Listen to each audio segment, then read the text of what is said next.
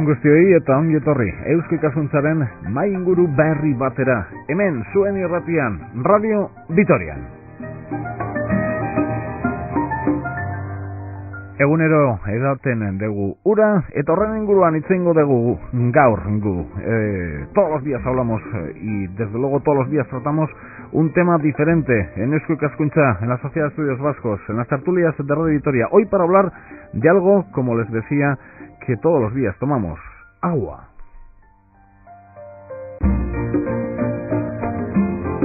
¿De dónde llega ahora mismo el agua hasta la ciudad, hasta Vitoria-Gasteiz, hasta los pueblos de la llanada, hasta otros puntos que no son alaveses? De esa y otras cuestiones, y a lo largo de la historia, también centrándonos en la cuestión que hoy nos pone Eusko Ikaskuntza sobre la mesa: agua para Vitoria. Dos invitados: José María Lejalde, experto en espeleología y autor de la publicación Agua para Vitoria. José María Lejalde, Gabón, muy buenas noches. Egunon. En ese sentido, también con nosotros Miguel Ángel Ullibarri, espeleólogo y coautor de la publicación. Miguel Ángel, Gabón, muy buenas noches. Buenas noches, Gabón. Bueno, pues estamos en esta tertulia de Eusko Ikaskuntza, José María Lejalde, Miguel Ángel Ullibarri, para hablar de agua y Vitoria-Gasteiz, pero para hablar ¿desde qué año? ¿Desde qué año podemos empezar a hablar de lo estudiado en este libro? Bueno, pues yo creo que los primeros datos que hemos recogido en el Archivo Municipal de Vitoria nos hablan de una primera traída de agua, que llamaríamos traída, pero que en realidad era simplemente un río que desde Mendiola se realizó un pequeño trasvase para bordear la ciudad por su parte este, que estaba sin proteger por los ríos que rodeaban la ciudad. Se hizo una primera traída que se llamó el Cauce de los Molinos, que todos los vitorianos conocemos, y que rodeó precisamente esta muralla y que serviría posiblemente para el abastecimiento de los primeros pobladores, así como para todas sus necesidades. ¿De dónde llegaba, por lo tanto, ese Cauce de los Molinos? Exactamente del río de Recaleor, exactamente en las inmediaciones del molino de Mendiola. Pasaba por la finca de Olarizú, por el campo de Olarizú, y precisamente por lo que hoy se llama la calle Cauce de los Molinos entraba a la ciudad, y por la calle Los Herrán, por la antigua plazuela de los Guardias, entraba en la parte vieja, y por la calle de El Hospicio y por la calle del Cubo desembocaba lógicamente en el Zapardiel. Había rodeado la parte este de la ciudad. ¿Y lo hacía extramuros? Lógicamente, o sea, servía simplemente de foso para la muralla. Tendría un aspecto defensivo de foso que rodeaba toda la muralla, pues porque el otro lado ya teníamos el río Zapardiel, que por la calle Siervas de Jesús y la Virgen Blanca rodeaba la otra parte de la ciudad, pero a la vez también, lógicamente, serviría para todas las necesidades de los habitantes. Tenemos que ponernos el 1200, siglo XIII, y pensar lo distinto que eran las necesidades en esos momentos y actualmente. ¿Estaba canalizado? Lógicamente se hicieron unas zanjas y se canalizó, o sea, iba en zanja por toda la ciudad, lógicamente abierto, pero lógicamente iba a toda la ciudad. Y lo último que nos ha quedado ha sido precisamente, más de uno lo recordará, algunos mayores, como en la calle El Cubo. Precisamente la calle El Cubo se llama porque iba el cubo, es decir, la zanja por donde discurría el río, y que yo creo que se cerró pues a principios, sobre los años 20 del siglo, sobre los 1920 aproximadamente. Por lo tanto, las personas mayores de la ciudad recordarán ese recorrido del agua por la calle Cubo. Claro, y además, lógicamente, también... Y terminaba en el Zapardiel. Posiblemente, luego lo desviaron un poco, pero finalmente terminaba en el Zapardiel. Y lógicamente se acordarán de los molinos, porque precisamente este cauce se hizo no solamente para llevar agua a Vitoria, para rodear la ciudad, sino también para aprovechar el agua para una serie de molinos que se construyeron en el cauce, de los cuales los dos últimos estaban precisamente en la calle San Ildefonso. Ese es el origen de esta publicación, de este libro. Es el origen, sí. ¿Quién les encarga hacer este estudio? Anvisa se puso en contacto con nosotros, el señor Zavala, y nos propuso este trabajo. Nosotros lo cogimos encantados el reto, porque era nuestra vida de exploración en el agua subterránea y la formación de los ríos, Mitchell como geólogo, cauces, etcétera. Las cuevas sí, pero las cuevas relacionadas con el agua. Las cuevas relacionadas con el agua. donde se forman los ríos y salen luego las surgencias y forman los cauces al exterior ya. Entonces cogemos el trabajo con mucha ilusión. Nos ha costado luego tiempo de investigación en los archivos, sobre todo en el Archivo Municipal de Vitoria, en la institución Sancho Sabio, hemos cogido también datos, en fin, nos ha costado luego trabajo de despacho bastante. Archivos y demás, y luego esa recopilación de datos, ordenarlos, publicarlos. Una cuestión que se queda fuera del libro, pero que, no sé, ustedes seguro que han hecho alguna reflexión. Y antes del siglo XIII, los vitorianos, los gasistarras, ¿cómo se las arreglaban para tener abastecimiento de agua? Bueno, pues me imagino que como la mayor parte de la gente de aquella época. Primero, hay que tener en cuenta, respecto al abastecimiento de agua, varios factores, puesto que no podemos hablar de un abastecimiento sin pensar hacia quién va dirigido y por qué y para qué. Primero, ¿cuántos habitantes tenía Vitoria en aquellos momentos? Pues prácticamente muy pocos. ¿Dónde vivían? En lo alto de la colina, fundamentalmente. ¿Qué necesidades tenían?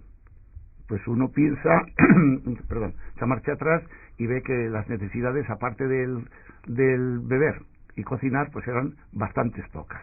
En cuanto a higiene y demás, un poco del lavado, etcétera.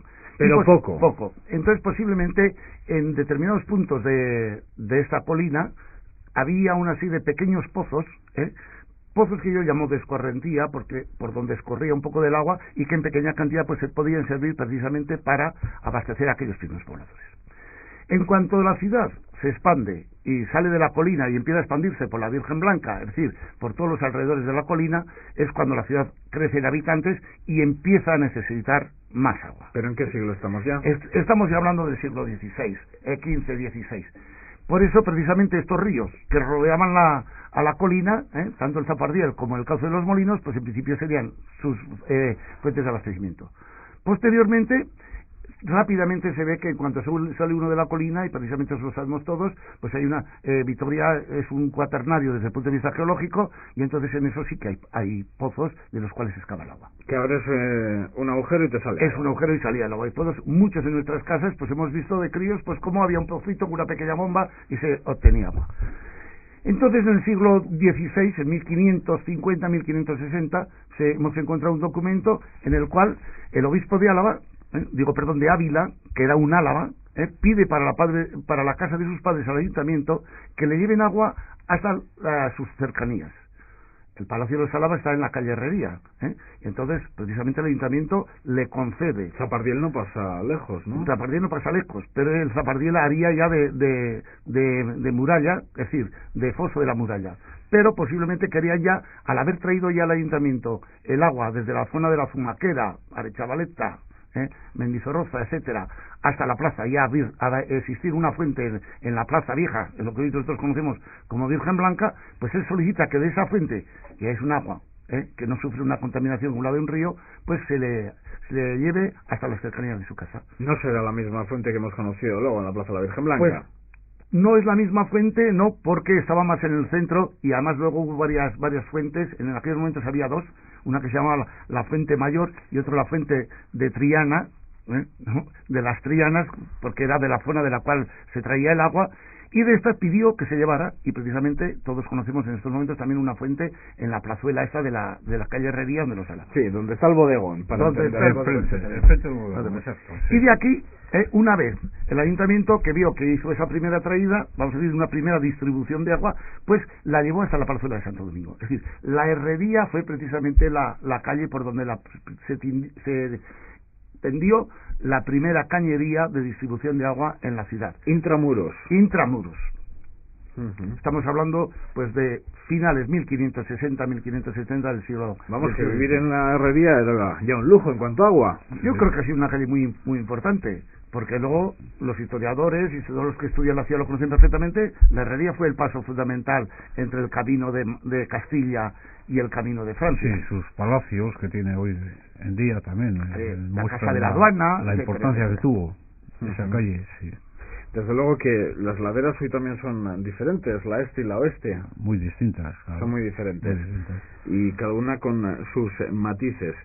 Bien, antes del siglo XIII, por lo tanto, la reflexión que nos hacía en ese sentido Miguel Ángel Ullibarri sobre cuáles eran las necesidades de agua, porque para aquellos vitorianos, ¿cuál era su río? ¿Cuál era el río de Vitoria? ¿O no tenía río Vitoria? Un río en el que poder disfrutar de un baño durante el verano. El Zadorra fue el río que... El Zadorra ya pillaba lejos, ya, claro. Sí, nuestros padres decían que estaba lejos, yo qué sé, la Meta, sí, pues imagínese el Zadorra, ¿no? Pero yo me acuerdo, mi padre decía que se bañaban en el Zadorra. Yo pienso que en aquellos momentos, estamos hablando de tantos siglos atrás, el río cercano a la ciudad y más importante era el Zapardiel. ¿Pero ¿no? qué ancho tenía? Pues bueno, esto ya es un poco difícil de explicar, porque fijaros que nosotros lo hemos visto exclusivamente a través de cuando han abierto las calles. Yo recordaría que el Zapardiel, que nace en la zona sur de la ciudad, que luego atraviesa toda la zona donde estamos en estos momentos nosotros, que pasa por la calle San Antonio, no olvidemos que pasaba por debajo de la calle San Antonio. El Zapardiel era responsable de muchas de esas inundaciones que nosotros hemos conocido, y llegaba la Virgen Blanca. Y al llegar, y al llegar a la Virgen Blanca, ¿qué hacía? En vez de enderezar la traza, daba un giro brusco y por la calle Diputación circulaba hasta la zona de Santo Domingo. Es decir, perdón, de lo que era el convento de Santo Domingo. Y cuando abrían la calle Constitución, hemos visto cómo esas estructuras... la calle Diputación, hemos visto esas estructuras por donde circulaba el río. Sí, y yo recuerdo de niño, en la calle San Antonio, cómo al llegar a la Virgen Blanca, donde está ahora la estatua de Ibarrola, esa piedra grande, había una alcantarilla y ahí se tiraba la nieve de las calles de Vitoria. Cuando nevaba mucho se tiraba ahí para deshacerse de ella. La gente se recordará esto. Yo diría sobre esto, yo también lo he visto, como dice Pepe, pero, o sea, el río Zapardiel era el que estaba más cercano, porque atravesaba la ciudad. Pero llegó un momento en que, al haber problemas de avenida, se desvió y se relacionó con el Avendaño. El segundo río, yo creo que cercano a la ciudad, es el Avendaño. ¿El de la Meta? Avendaño, que era el de la Meta. El de la Meta, que circula, eso. Y entonces el Avendaño... A mí se me caía el balón en alguna ocasión. Claro, era un poco más lejano, pero eran los dos ríos. El Zapardiel, que sería el inmediato, y el Avendaño un poco pero más. Pero aquello era un riachuelo. Elvira Gómez Apellano y se ríe en el estudio. Seguramente también fue a jugar algún día a la Meta. Claro. Donde estaba la Meta. Donde ahora es Ajuria, San Martín Avendaño, para las... personas, los oyentes más jóvenes, pero era un riachuelo. Yo quiero recordar una cosa, por si luego posteriormente hablamos de las distintas épocas de Vitoria y de los distintos abastecimientos. Cuando uno piensa que en estos momentos podemos necesitar 1000 litros por segundo para el abastecimiento de la ciudad, posiblemente 1 litro no suponga nada, pero 1 litro por segundo en momentos determinados para una determinada población sería muy interesante. Ahora necesitamos 1000 litros. Por lo menos 1000 litros. Eso Gambisa tendrá los datos más precisos, pero por lo menos 1000 litros por segundo.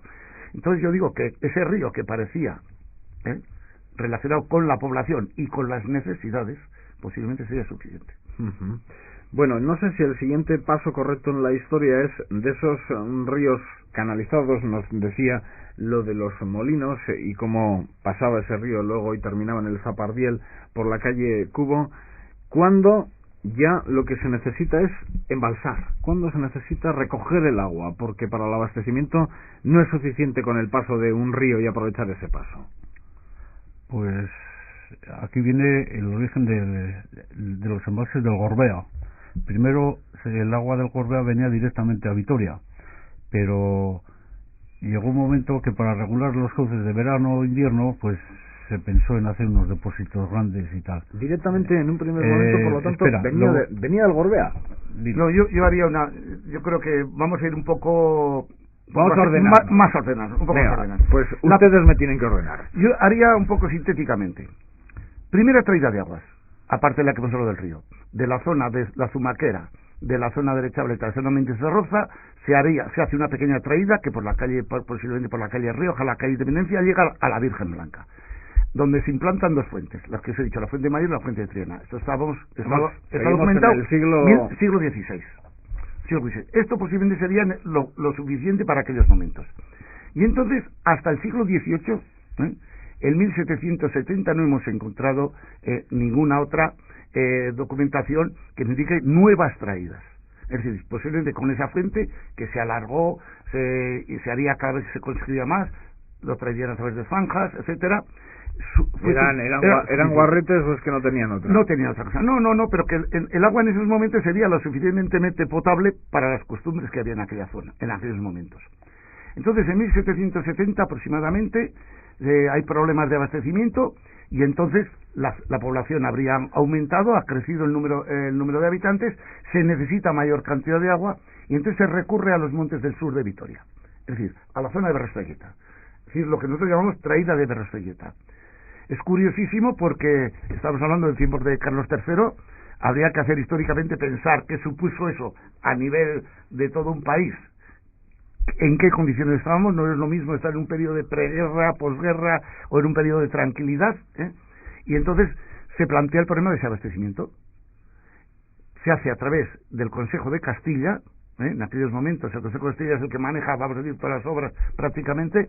Y entonces viene de Madrid un fraile benedictino que decía que era especialista, un maestro arquitecto en aguas, y hace un proyecto.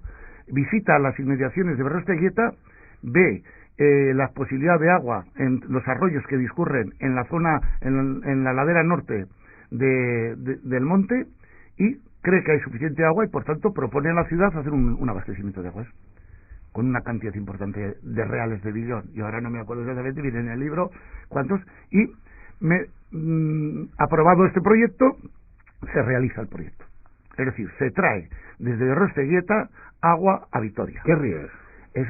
Son los ríos que recoge todo, es decir, toda la zona de Zaldiaran, cuando la zona de Arrieta, ríos del sur. No, pero vamos a decir que en estos momentos no son mis ríos, son los riachuelos que van formando posiblemente el Zapartillo y el Avendaño, sí, pero recogidos en cabecera. El riachuelo que está al este de Berrostelleta viene de ¿cómo se llama el monte este? Zaldiaran y Arrieta. Arrieta, el barranco de entre Zaldiaran y Arrieta viene el riachuelo por Berrostelleta.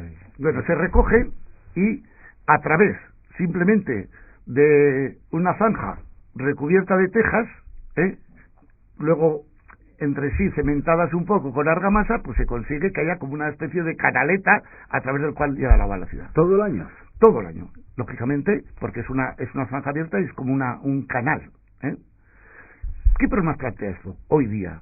Pues que claro, que nos damos cuenta que la mayoría de la población donde vivía en la parte alta de la colina. No había suficiente presión para subirla, pero sí para llegar a la Virgen Blanca. Hoy leía, por ejemplo, que de la Virgen Blanca o de la calle Dato a la zona del Gasteche hay un desnivel de 22 metros. Posiblemente, pero ese desnivel, en aquellos momentos en que las bombas no tenían las bombas actuales, pues era prácticamente insalvable. Pero ya la ciudad empezaba a extender por la zona de la Virgen Blanca, calle Dato, tal. Fíjate que estamos hablando de 1700 y pico, que es cuando prácticamente Olaguibel hace la Plaza Nueva. Ya se habían empezado a construir alguna calle en la calle Dato, en la calle Postas y la calle Postas San Antonio, etcétera. Y por tanto tenemos que llegar, es importante que llegue ese agua hasta la Virgen Blanca. Problemas, pues los hubo de varios tipos, pero fundamentalmente lo hemos visto ahora, claro, siempre se ve todo posteriormente, de que la visita de aguas de este especialista en agua fue en plena primavera, en las cuales nuestra zona es muy lluviosa y la cantidad de agua que tenían los ríos era importante, se recogían esos manantiales. Pero en el verano, en el estiaje, pues llegaba poca cantidad de agua. Por eso le preguntaba, a ver si todo el año... No, sí, llegó un momento que hubo un problema. Segundo, pues las condiciones de esa canalización eran las más idóneas. Y tercero, siempre había averías humanas, porque también el ganado que pastaba tenía derecho a beber. Bueno, total, resumen, que esta primera traída de aguas, que fue importante, que supuso un desarrollo, un desembolso, y sobre todo fue una idea de ya un primer abastecimiento importante, con una traída, con una captación... Más que el de los molinos. Mucho más de los molinos, sí, mucho más. Ya es otra filosofía. Hace que la ciudad, pues prácticamente tenga agua. Y entonces se llega al siglo XIX, en 1820, cuando otra vez se ve una falta de agua porque este abastecimiento no funciona del todo, el de Berrostelleta, y se intenta conseguir las aguas de Arechavaleta y Gardele. ¿Y el pozo? ¿Lo del pozo eso cuánto es? Un poco posterior. Es un poco posterior. todavía estamos en 1820, y entonces se llega a un acuerdo con el Consejo de Arechavaleta y se traen unas aguas que curiosamente tienen dos ventajas. Otra vez del sur, Otra vez del sur, sí, lógicamente. ¿Por qué? Porque hay que pensar en una ciudad muy pequeña. Lógicamente, al ser pequeña, los ingresos del ayuntamiento, los medios económicos son pequeños y no puedes hacer grandes obras de abastecimiento. Recurres a lo más cercano, aunque sea peor. Sí, porque luego con el paso de los años, ya en el siglo XX-XXI, bebemos del norte. Del norte, porque lógicamente en el norte hay más cantidad de agua, pero claro, es más cara la traída. Está más lejos. Está lejos. Bueno, pues Arechavaleta, ¿qué ventajas tiene? Pues una, que hay agua, que está cercana a la ciudad, tan cerca o más que Berrostelleta. Pero sobre todo es una cosa que a mí me llamó mucho la atención y yo fui a la fuente de Arechavaleta. Está a más alta que el Campillo. Entonces uno se pone allí con presión y luego de repente uno va allí y dice, sí señor, hay altura suficiente, por tanto hay presión suficiente para llevar el agua hasta la parte alta de la ciudad, lo cual sí que era una cosa importante para los habitantes. Está más alto, Arechavaleta. Está más alto Arechavaleta que la zona del Gasteche. Por lo menos hasta la zona del Gasteche. Y la prueba es que posteriormente, en 1860, se hace pegado a la iglesia de San Vicente un primer depósito de aguas precisamente para llevar el agua de Arechavaleta y Garradec. Y subía sola por presión, en los cálculos de cómo a través del resbaladero, al que viene del resbaladero, puede subir hasta la iglesia de San Vicente. Y esto se hacía ya en unas condiciones mejores que en el caso de Berrostelleta. Claro, en principio se hizo también con tubería de cerámica, pero finalmente en 1860 ya se hace con tubería de hierro. ¿Hasta cuándo dura esa canalización o ese cauce? Pues ese cauce, no sé, hasta que duraría, pero el depósito duraba. El depósito estaba hasta 1900, hasta que se hicieron las casas nuevas al lado de la iglesia de San Vicente, 1950 o por ahí, por lo menos, ha estado el depósito. Lo que no quiere decir que cuando ya se traen aguas nuevas, pues posiblemente canalizaciones antiguas se van abandonando un poco. Todavía hoy en día los ríos del sur necesitan mejoras por parte del ayuntamiento e inversiones importantes, porque a ver cómo es, se juntan las aguas fluviales con los propios ríos dentro del sur. Bueno, el problema del sur yo creo que es un problema, hubo unos momentos más y problemas más que de abastecimiento, que eso se abandonó en cuanto se hizo la captación de Gorbea, simplemente porque en determinados momentos tuvimos inundaciones en Vitoria. Todos los que hemos vivido en las cercanías de las calles San Antonio y en esa zona donde estáis vosotros, sabíamos que precisamente se producían inundaciones. Bueno, todavía hoy en día, claro, con grandes tormentas en la zona de los puentes, de paso por debajo del ferrocarril, ahí sale el agua.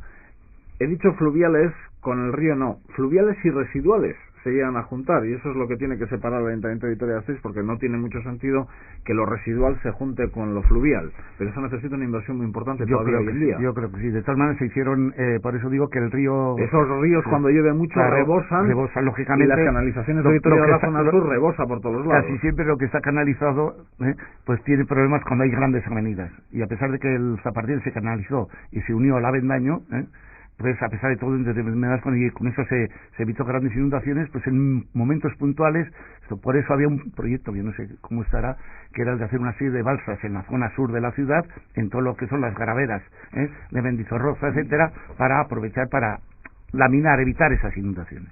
Eso se ha hecho alguna balsa de estas en Lacua, en el camino hacia Yurre. Hay unos grandes depósitos para evitar estos desbordamientos extraordinarios. ¿Y cuándo llega el pozo? Eso te iba a decir. Después del agua de Arechavaleta de 1860, es curioso, digo, que esta fecha a recordar, porque luego resulta que en 1860 hay muchos problemas, y los alcaldes de aquel momento, que eran Velasco, fundamentalmente Lino Velasco, etcétera, empiezan a plantearse el problema de traer aguas nuevas, porque el problema se está complicando. Por darles una referencia, en el 50 llegó el ferrocarril a Vitoria. Empezamos otro desarrollo posiblemente de la ciudad importante, y en esos momentos hay varios intentos, se estudian muchas posibles soluciones de distintos puntos de la provincia, se intenta aprovechar el cuaternario de Vitoria también, que toda esta zona que estamos hablando, porque hay agua en cantidad, pero habría que elevarla, etcétera. Se intenta mejorar Berrostelleta, pero sobre todo en aquellos momentos de repente se le plantea al ayuntamiento, se le entrega al ayuntamiento un nuevo proyecto, un proyecto muy caro, pero muy importante para la ciudad, que es las aguas de Gorbea. Traer las aguas de Gorbea, cambiar de mentalidad, ir de los montes del sur a los montes del norte, con la diferencia que hay que traerlas de más de 20 kilómetros. Y en ese momento se plantea el proyecto, lo pide Neil Robert, plantean el proyecto de Gorbea con un gran costo económico y que queda ahí planteado, ¿eh? Y en ese momento otro ingeniero francés plantea la posibilidad de hacer un pozo artesiano en el centro de la ciudad. Vamos a hacer un agujero impresionante, el más grande de Europa. En aquel momento el más grande de Europa. 1021 metros, ¿no? Me parece. ¡Qué bilbainada! Se acababa en los años anteriores, pues en la cuenca artesiana de París se habían descubierto aguas artesianas, es decir, que salían por su propia presión, y este señor, Robert, el ingeniero francés, pues hizo varios pozos en distintas zonas de Francia. Este pensó, aquí pinchamos y para toda la ciudad sin problemas. Y para toda la ciudad sin problemas, algo un pequeño, porque el problema era que lo hizo en la Virgen Blanca y iban a tener el mismo problema con la parte alta de la ciudad siempre, pero por lo menos tenían agua en la parte alta. La idea era buena, pero les falló los conocimientos geológicos. Es decir, no estábamos en una cuenca artesiana. Muy cerca, Treviño, los petróleos perforan, sale el agua artesiana sin ningún problema en Sobrón, etcétera. Pero en Vitoria no, pues estamos en unas condiciones distintas. Se empezó a perforar primero a mano, luego con una máquina de vapor, y llegaron a los 1021 metros en que tuvieron que... 1021 metros llegaron. En esos momentos, ya digo, fue un récord europeo. Bueno, no sé lo que sería aquello. ¿Qué año? ¿Recordamos? 1877, 78, 80... Un espectáculo. Pues... Pero, ¿qué ventaja tenía el pozo artesiano para la ciudad? Que el proyecto era gratis. Es decir, el ayuntamiento solo se comprometió a pagar por los litros de agua que salieran. No salió nada, por tanto, el proyecto fue gratuito para el ayuntamiento. Ahora, para los vecinos de la plaza... fue de miedo. Se quejaron mucho porque día y noche la percusión del eso pues les volvía día y noche estaban sin parar, y como que ocasionó Uruñuela hizo una pequeña música y compuso el ruido sobre el ruido del pozo, que está ahí en el libro también, en la partitura, que la arregló Bastida, José María Bastida. O sea que fue un tormento para los vitorianos, un tormento. Y luego además hubo una pequeña broma, ¿no? Que algunos vecinos hicieron a la noche con unas cañerías desde la fuente, hicieron como que salía el agua del pozo. Ya ha salido el agua y tal. O sea que fue todo Vitoria hablaba del pozo. El pozo de la Virgen Blanca, que desde luego alguna imagen sí que existe, ¿no? De ese pozo, sí. Porque uno tiene el recuerdo del pozo de la Virgen Blanca, el pozo que desde luego en ese trabajo se pretendía llegar y se hizo una perforación de 1021 metros y ser la más profunda de Europa, pero nunca salió agua. Existen imágenes, tanto fotografías antiguas que tiene el ayuntamiento, como en una revista, la Ilustración española y americana, que publicó sobre ella en varios números, la foto del autor, la maquinaria del esto que está publicada en el libro, ya que fue su importancia, aparte de que se citan cantidad de científicos que vinieron a ver precisamente esta perforación, pues precisamente el rey Alfonso XII, que creo que era el que estaba en aquellos momentos, pues también vino a visitarla aprovechando una ocasión. Y yo creo que fue un espectáculo tremendo. Sobre esto tenemos que decir que se conoce que estamos en una provincia muy relacionada con los récords de perforaciones, porque también yo tengo idea, hablo un poco sin muchos datos ciertos, pero creo que en un momento determinado algún sondeo petrolífero de los que se hicieron los alrededores del Zaldiarán, pues fue Castillo por ahí o esa zona, o el que se hizo en Esquivel, no me acuerdo exactamente cuál, fue récord casi europeo también, con un tipo determinado de maquinaria, pero fueron también 6.000 y pico metros de profundidad que se hicieron casi se alcanzaron 6.000 metros para perforaciones petrolíferas. Bueno, sí, o sea que para hacer petróleo. A punto de sacar agua y a punto de sacar petróleo. No sacamos más que un poquito, se sacó un poco de gas, pero nada más, ¿no? Y al final se tiró para adelante con ese proyecto caro de 20 kilómetros de distancia contra las aguas de Gorbea. Exactamente, se cogió agua, ahora vienen las cuevas, ahora viene nuestra... el agua de varias grutas del Gorbea, sobre todo, bueno, unas cuantas grutas y vinieron primero directamente a Vitoria, una cañería 20 kilómetros hasta Vitoria. Se consiguió traer 50 litros por segundo. No está mal. 50 litros, que entonces era suficiente. Pero había una gran diferencia entre invierno y verano. En verano bajaba mucho, bajaban hasta 30 litros por segundo y tal. Entonces se pensó en... Y en invierno se salía por todos lados. Exactamente. Se hicieron más exploraciones en las cuevas. ¿Qué cuevas son? ¿Qué nombres tienen? Espera, a ver si me acuerdo. Peñablanca, Sale el agua, que Gorordo, Sale el agua, que le llamaron Sale el agua, aunque tiene otro nombre, Arrillor. Arrillor, pero... Y Arcegui son dos, Arcegui y Arcegui Chiqui, con esas, y la Minache, son una serie de cosas, pero Arcegui es la más importante. Arcegui se hizo en Sale el agua, que le llaman Sale el agua, se cerró, se hizo una presa interior, se puso una verja que existe ahora todavía, y desde ahí se inicia la canalización hacia Vitoria.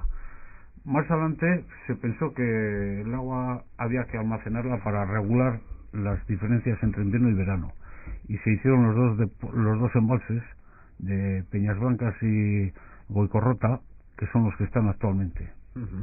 ¿De qué año hablamos?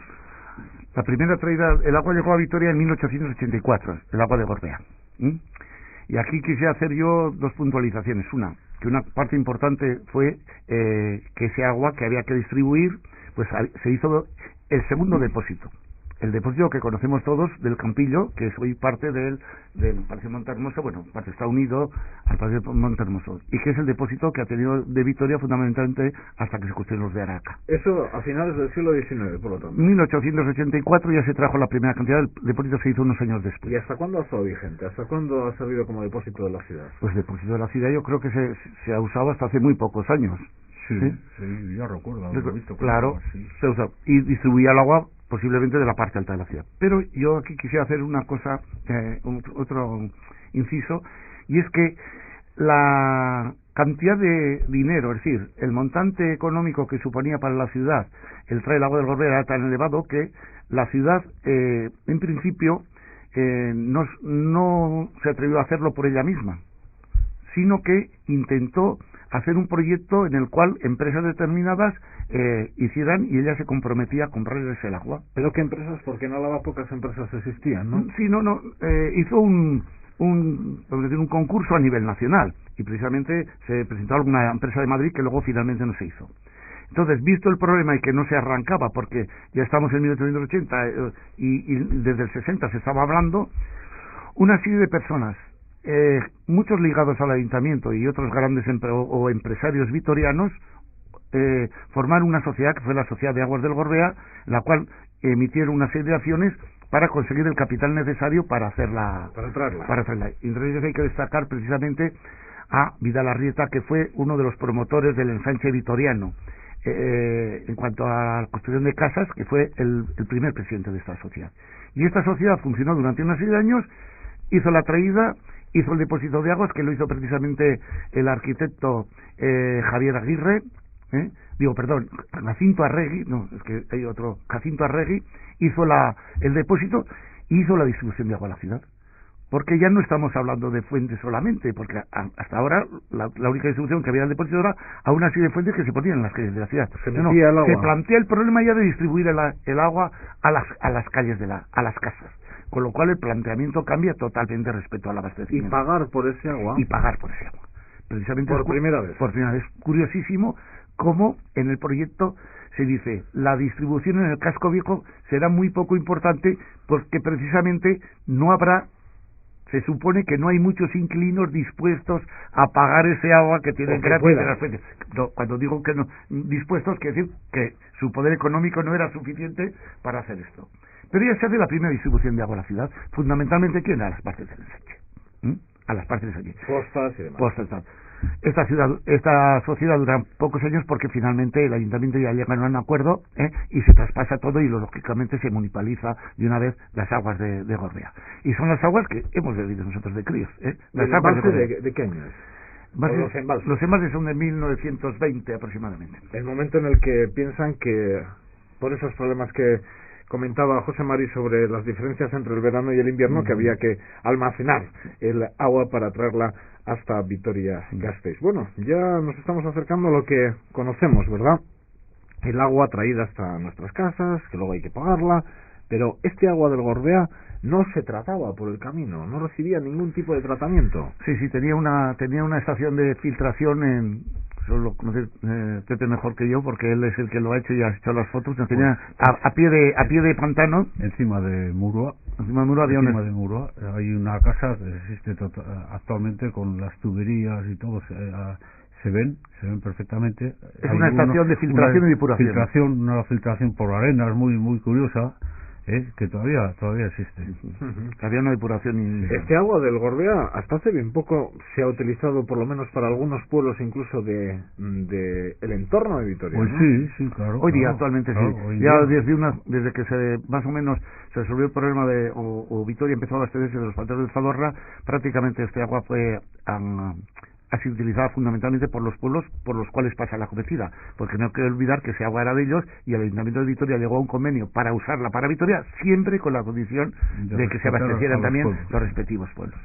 Tengo entendido que ya prácticamente todos esos pueblos beben también de los embalses del Zadorra, pero hasta hace bien poco alguno de ellos ha seguido con el abastecimiento del Gorbea. ¿Y Albina? ¿Qué tiene que ver en todo esto? ¿Albina o no tiene nada que ver? Sí, mucho. Pero antes de Albina, estamos en 1910, antes de construir los embalses de Gorbea, y el problema vuelve a ser lo mismo. Claro, cada una serie de años pues la población aumenta, y no solo aumenta la población, es que esto hay que tenerlo muy claro, que aparte de que seamos más, consumimos más.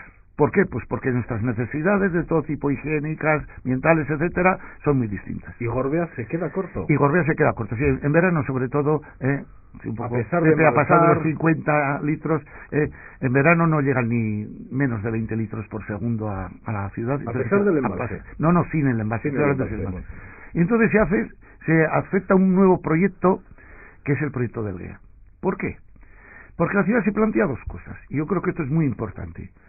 Por primera vez, yo creo que se plantea el problema de tener una buena red de saneamiento, que no existía en la ciudad. Los médicos, la Junta de Sanidad, empiezan a presionar al Ayuntamiento y empiezan a hacer una serie de estudios diciendo que está directamente relacionado el tipo de saneamiento que tiene la ciudad con el número de enfermedades o enfermos que existen en las ciudades. Entonces se plantea el hacer un saneamiento completo a la ciudad, con redes de drenaje, etcétera, pero para lo cual hay que hacerla, pero para eso también se necesita más agua, porque claro, hay que arrastrar, etcétera. Y entonces se plantea un problema de un nuevo abastecimiento, que es el abastecimiento de las aguas del GEA, que todos también hemos conocido, además porque fueron muy polémicas. Es un poco complejo explicar todo el proceso administrativo, porque hay mucho proceso administrativo y sobre todo mucho proceso jurídico entre el Ayuntamiento y la empresa que lo hace una empresa, primero una empresa de San Sebastián, Schneider, luego también lo hace otra empresa de Pamplona, etcétera, pero al final se hace un nuevo abastecimiento y se trae el agua desde la Sierra del GEA por una tubería hasta un depósito que se hace en Araca. El primer depósito que se hace en Araca es el depósito del GEA, que hoy día está tapado, está en ruinas, pero todavía se sabe dónde está. Y entonces esta empresa se compromete a distribuir el agua a la ciudad. Desde la Araca tiene altura suficiente y trae el agua a Vitoria y crea una nueva red paralela de distribución. Con lo cual, en 1915... No es un monopolio el agua. No, existen dos formas de... pues sí, y lo hemos visto nosotros. Una, que es el agua de Gorbea, que es del Ayuntamiento, y otra, el agua del GEA, que es una empresa privada que factura por ello. ¿Cuál era mejor? Y entonces se plantea el problema. Era discusión continua en Vitoria. El agua mía es mejor porque es de Gorbea y tal. Pues no, pues la de el GEA es más rica. La fuente de la Florida es del GEA, de Gorbea. Porque es que había una acera que era del Gorbea y la otra acera era del GEA. Por ejemplo, en Diputación. Y había discusiones. Yo me acuerdo, yo tenía del Gorbea. Y paroleamos que teníamos agua del Gorbea, tal. Sí, hasta que se puso la red única, ¿verdad? Bueno, claro, lo que pasa es que por un momento, en 1940 y algo, que el Ayuntamiento compra las aguas del GEA. Las aguas del GEA sufren muchos avatares y al final cobra, entonces llega a una red única. Había pasado... Sí, era única verdaderamente. Bueno, eso de que era única o se mezclaban. Yo no sé si era única o se mezclaban. Y llega el momento de esto. Y en ese momento es cuando llega el viño. La ciudad también vuelve a crecer y se hace el pantano del viño. Es decir, se trae el agua también de la zona norte, pero en vez de Gorbea, de la zona de Villarreal, donde se coge un riachuelo, el riachuelo Albiña, se hace un pantano y se almacena en grandes cantidades ya. O sea, ya es un pantano de mayor capacidad y se almacena y se distribuye a Vitoria. Para ello también se hace un nuevo depósito. El agua de Albiña se trae hasta Araca y en Araca se hace en las lo de Araca, que todavía tenemos hoy una depuradora por conseguir altura. Altura, sí. Precisamente este depósito se hace en las inmediaciones de los depósitos actuales, lo que hay actualmente. Bueno, luego ya hemos conocido el tema de los embalses del Zadorra, que por cierto yo de niño he tenido la oportunidad de jugar por los tubos.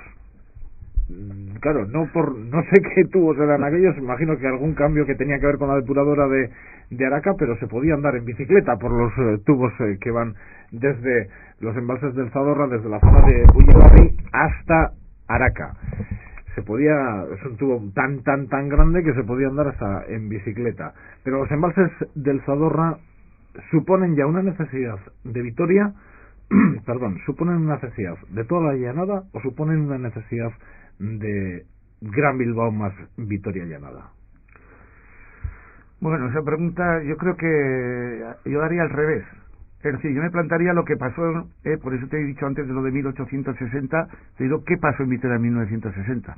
Los que estábamos en aquellos momentos sabemos la falta de agua que había en Vitoria, porque coincidió dos cosas, no una gran sequía, yo no creo que fue problema de sequía, sino fue ese gran desarrollo industrial, gran desarrollo de habitantes, lógicamente, o social que hay en ese momento, y entonces una ciudad que crece, vamos a decir, desaforadamente. O sea, ya ni con Gorbea, ni Alguea, ni Albina, todo junto no va para ello.